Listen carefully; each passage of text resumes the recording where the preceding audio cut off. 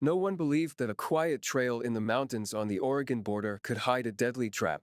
The three friends, united by a passion for adrenaline, set out at dawn when the forest was still shrouded in gray fog. They had heard legends about wild boars before, but they had written them off as fictions of local hunters. No one knew that in the thickets of ferns and blueberries lurked a whole herd of furious males whose fangs were as sharp as knives. The first hoofbeats on the moistened ground sounded like a loud drumbeat, but the cyclists mistook them for echoes of their own pursuit of speed. The wind brought the smell of damp wood and rotting leaves, mixed with the foreboding sense of danger. The fog cleared instantly, and the grim silhouettes of beasts burst onto the trail, surrounding the athletes. Adrenaline was replaced by panicked terror as the giant carcasses rushed forward. The trees shook from their roaring cries, and the hearts of the heroes clenched at the realization of impending doom. The wheels of their bicycles stuck in the mud, denying them their last chance of escape. The glare of the morning sun reflected off the sharp tusks like spotlights on the stage of a bloody spectacle. The sound of breaking bones and splashes of dark liquid filled the air with inhuman terror. They realized this was not just a wild hunt, but a ritual of nature's ancient wrath. But no one was prepared for what happened next. At dawn, Alex, Brian, and Sarah pushed their feet into the pedals and surged forward along the narrow mountain trail. The air bit at their faces with a crisp edge, and the forest, still drenched in morning stillness, loomed tall and silent around them. Their bikes carved soft tracks in the dew-slick soil, tires humming with momentum. The air was cold, clinging to their skin like damp linen. Droplets of moisture clung to the pine branches above, falling in slow rhythm to the forest floor.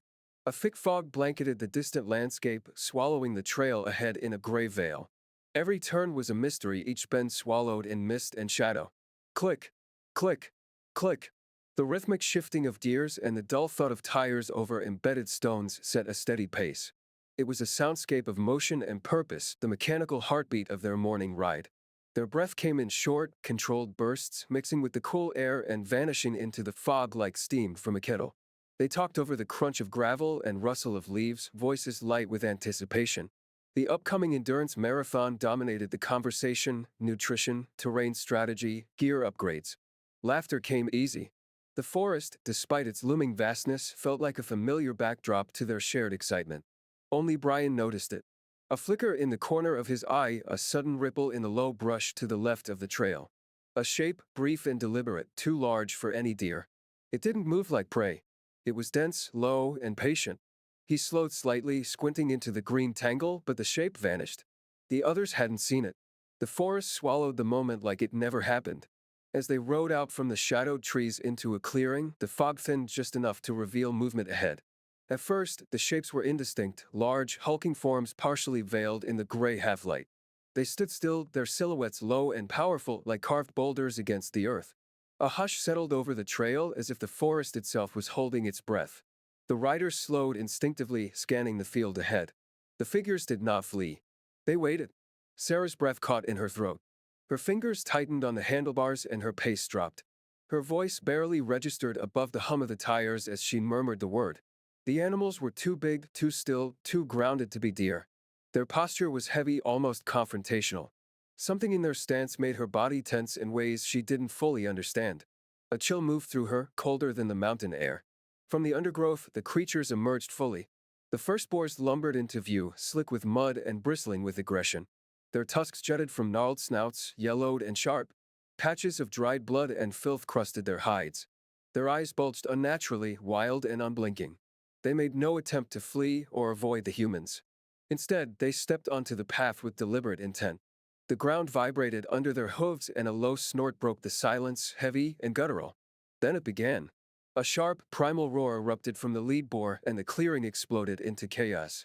Dozens surged forward in a stampede of snarling muscle and grating hoofs. The forest floor erupted beneath them, sending pine needles and mud flying in all directions. The sound was deafening, a thunder of raw power as the herd charged. Trees bowed in their wake and the path became a killing ground. The cyclists barely had time to react as the nightmare engulfed them. Realizing the danger, Alex slammed the brakes and tried to pivot, but the tires spun helplessly in the soaked earth. The mud clung like glue and the bike wobbled beneath him as he fought for control. His hands tightened on the handlebars, sweat and rain blurring his vision. The sharp scent of disturbed soil rose around him, mingling with the tang of his panic. The weight of the moment pressed against his chest as the thunder of hooves grew louder behind them. Behind him, Sarah misjudged her line, attempting to leap a twisted root slick with morning dew. The front wheel clipped it instead. She was airborne for a second before her body slammed into the trail, her helmet cracking against stone. Her cheek struck the edge of a buried rock, and she lay dazed, her hands clawing at moss for balance. Blood streamed from her temple, mixing with the mud and pine needles as her body trembled in the dirt. Brian turned back, hearing the impact, but what he saw froze his breath in his throat. The underbrush exploded as the wild boars charged, their tusks slicing through ferns and brambles like blades. The lead boar, coated in wet soil and fury, bellowed a roar that didn't sound like any pig, it was something deeper, older. Sarah lay helpless as the beasts circled her, eyes wild, saliva foaming, their bulk tearing branches and kicking clods of earth into the air. One reared up, slamming its hooves into the soft ground just feet from her. Alex jumped off his bike and sprinted toward her, shouting something wordless into the rising chaos. But the closest boar met him halfway. Its weight slammed into him with the force of a wrecking ball, sending him and the bike crashing sideways into a sapling. The frame twisted beneath him, metal shrieking against bark. The impact drove the air from his lungs. As he scrambled to push himself up, the boar circled back, grinding its hooves into the earth like a bull readying a second charge.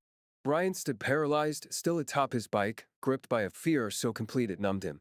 His eyes darted from Sarah's unmoving body to Alex struggling to stand, both of them surrounded by black, snarling mass. The herd moved not like animals, but like a mechanism, fast, synchronized, terrifyingly deliberate. The ground trembled under their charge, and the forest seemed to recoil. Brian felt the cold metal of his handlebars grow slick beneath his fingers. He knew in that breathless instant that the wild had decided to reclaim its ground, and it would do so with teeth and fury. Brian's heart seized as he watched the herd move with terrifying coordination. They didn't stumble or scatter like ordinary animals. They shifted as one, turning, charging, surrounding like limbs of a single, wrathful entity. It was no chaotic stampede. It was precision. A cold, calculated assault driven not by panic but purpose, as if something ancient had taken root in their instincts, guiding them with malevolent clarity. The forest, once a backdrop to adventure, now felt like a hunting ground, and they were no longer visitors. They were prey.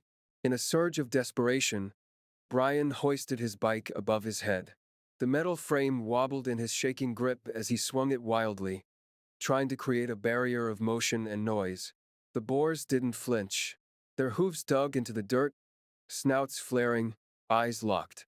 One of them twitched its massive shoulder, ready to launch forward, but hesitated.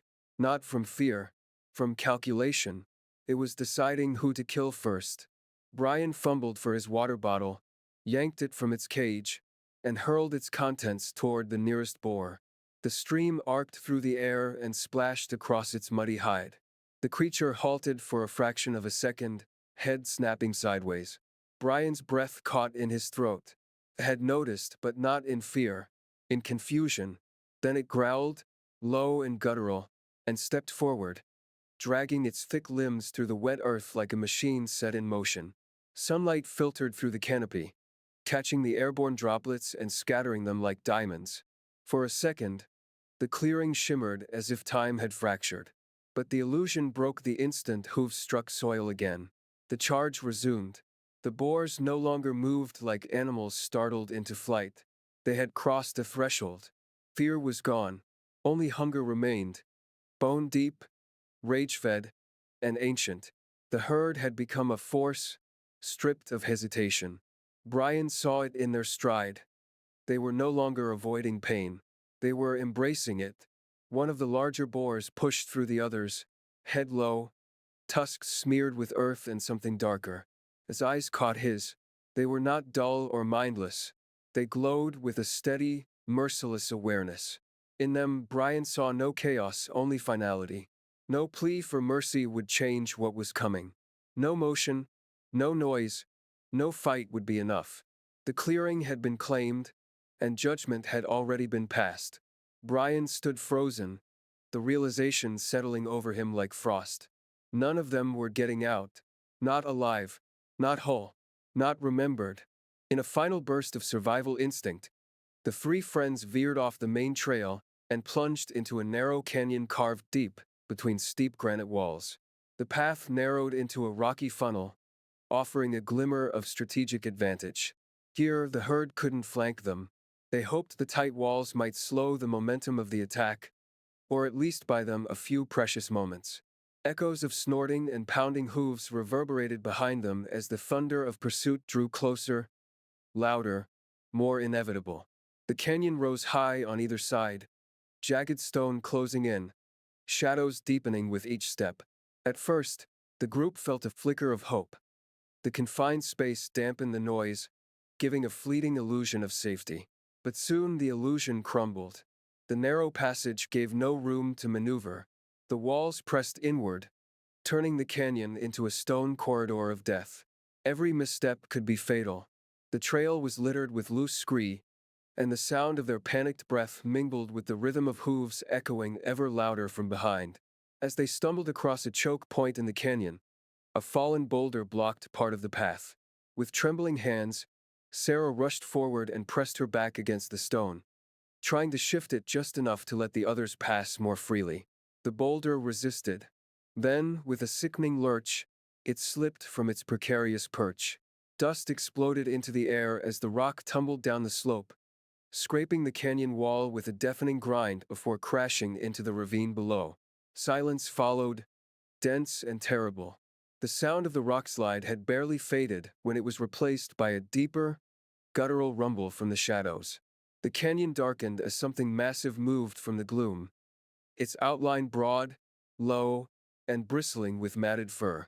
A giant boar, easily twice the size of the others, emerged from the dust cloud. Its tusks were streaked with dried blood, its face scarred and savage. It paused only to sniff the air, then let out a roar so deep it seemed to vibrate through the stone itself. The canyon was no longer a trap for the herd, it had become a tomb for the hunted. Alex stepped forward, the last of his strength pulling in his limbs. He knew there was no outrunning what was coming. With no room to flee and nowhere to hide, the only choice left was to stand. His bike long abandoned, he clenched his fists and braced himself against the rocky floor. The massive boar snorted, its eyes burning with primal fury. Time collapsed into a heartbeat. In the space between breaths, he prepared for impact. Gravel shifted under his feet. The beast charged. The air split with the sound of muscle and rage. The boar launched itself through the narrow corridor and collided with Alex. The force of the impact lifted him off his feet.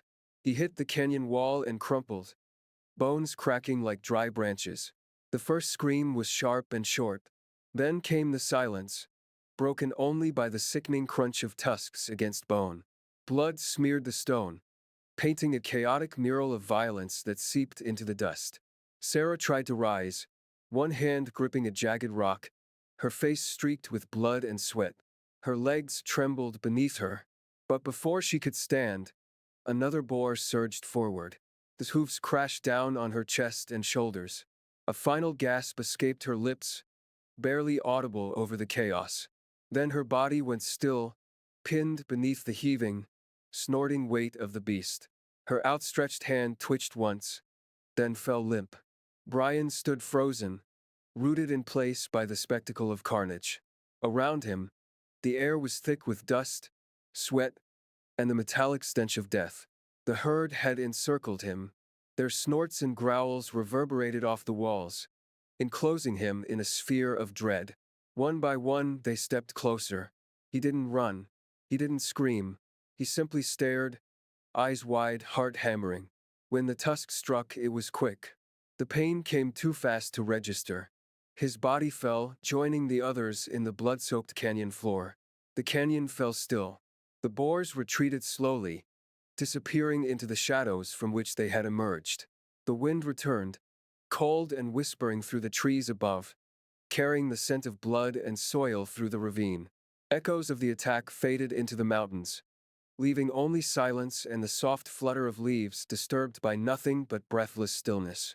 Several hours later, a group of day hikers descended into the canyon, drawn by the distant sound of falling rocks. What they found brought them to their knees. Torn bikes lay twisted and broken across the trail. Shredded clothing hung from brambles. The remains of free bodies, barely recognizable, lay strewn among shattered helmets and crushed gear.